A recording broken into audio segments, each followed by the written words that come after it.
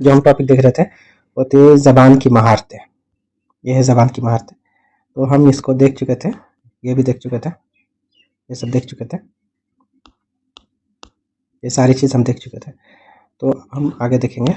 देखिए यहाँ तक हम इसको देख चुके थे, ये सब ऊपर देख चुके थे, सब सारी चीज़ को हम देख चुके थे। आज हम इस वीडियो में देखेंगे सुनना। सुनना क्या होता है? ज़बान की जो 4 महारतें हैं, सुनना, बोलना, पढ़ना और लिखना। तो इसमें आज हम देखेंगे सुनना को। ठीक है, चलिए। तो अगर आप चैनल में नए हैं तो चैनल को कर ले सब्सक्राइब और लाइक कमेंट ज़रूर करें। कमेंट करके पूछें, अगर आपको कोई बात समझ में ना आए तो कमेंट करके आप ज़रूर पूछें। देखिए हमारा जो है सुनना है, सुनना पहला है। तो सुनना ज़बान के इक्तिसाब में सबसे पहली और अहम बुनियादी महारत है। सुनना इक्तिसाब कहा गया, यहाँ देखिए इक्तिसाब कहा गया क्योंकि जब बच्चा जब पहली ज़बान जब सीखता है, पहला भाषा ये बोली, तो वो पहले इक्तिसाब ही करता है। तो पहले सुन के ही वो सीखता है, इसलिए इख्तिसाब का लफ्ज़ इस्तेमाल किया गया। तो पहले जो हम वीडियो बनाए थे उसमें इख्तिसाब और आमोजिश के बारे में बहुत तफसील से बताया गया था। अगर आप उस वीडियो को नहीं देखे तो उस वीडियो को आप ज़रूर देख लें। देखिए ज़बान की आमोजिश, यहाँ देखिए ज़बान की आमोजिश लिखा, अगर बोल ही रहता यहाँ तो लिखता इख्तिसाब, लेकिन यहाँ कहा गया ज़बान की आमोजिश। तो इब्तिदा जो होती है उसके सुनने से होता है। तो ये जो सुनना जो हमारे लिए बहुत खास है। सुनना मतलब सुनने के बाद बात को समझना, सिर्फ सुन के नहीं रह जाना। सुनना, सुनने का जो है बहुत ज़्यादा अहमियत है। सुनना, सही बात को सुनना, अच्छे से सुनना। तो देखिए हमारे गिरदोपेश में बहुत सी मुबहम आवाज़ें होती हैं, बहुत सी मुबहम आवाज़ें होती हैं जिन्हें हम शौरी और लाशौरी तौर पर सुनते रहते हैं। ये आवाज़ ही बच्चे को ज़बान जल्द से जल्द सीखने में मदद करती है। तो बच्चा जब ज़बान सीखता है तो सबसे पहले सुनता है माँ बाप से, सबसे पहले माँ बाप से, समाज में, और अपने समाज में रह के बातों को सुनता है और फिर उसी हिसाब से वो बोलने की कोशिश करता है, तब वो ज़बान सीख जाता है। सुनी हुई बात के माना को हम 2 तरह से समझते हैं। कितने तरह से समझते हैं? 2 तरह से समझते हैं। लफ्ज़ों की बुनियाद पर, और एक है लफ्ज़ों की बुनियाद पर और एक है साबिक़ा मालूमात की बुनियाद पर।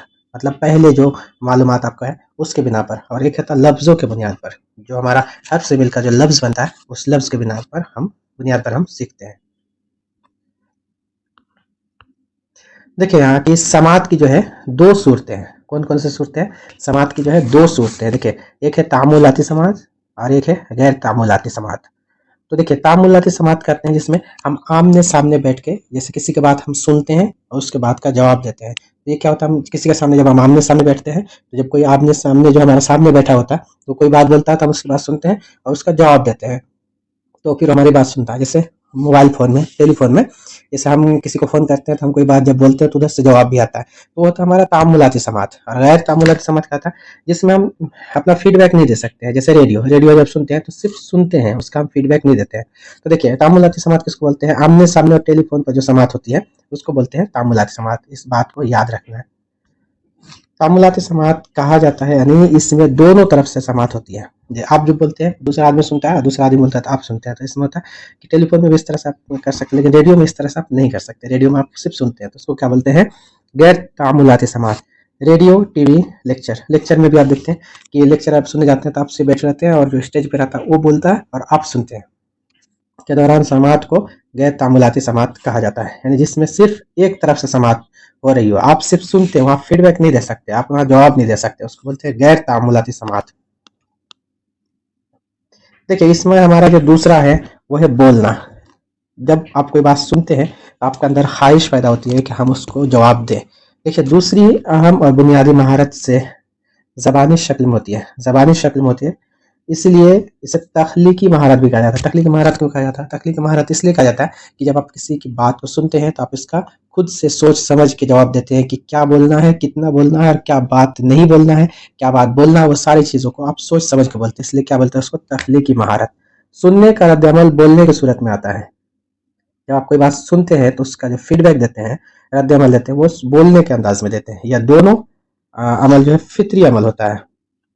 फितरी अमल इसलिए होता है कि आप उसमें बहुत ज़्यादा मेहनत नहीं करना पड़ता, आप कोई बात सुने उसी हिसाब से आप उसका जवाब दे दिए, तो ये होता है फितरी अमल होता है। तो अगली वीडियो में हम देखेंगे पढ़ने के बारे में कि पढ़ना क्या होता है और लिखना क्या होता है। तो अगर आप चैनल में नए हैं तो चैनल को सब्सक्राइब ज़रूर कर दें, और अगर किसी को नोट्स चाहिए तो दिए गए नंबर पे आप व्हाट्सअप पर आपको नोट्स दे दिया जाएगा।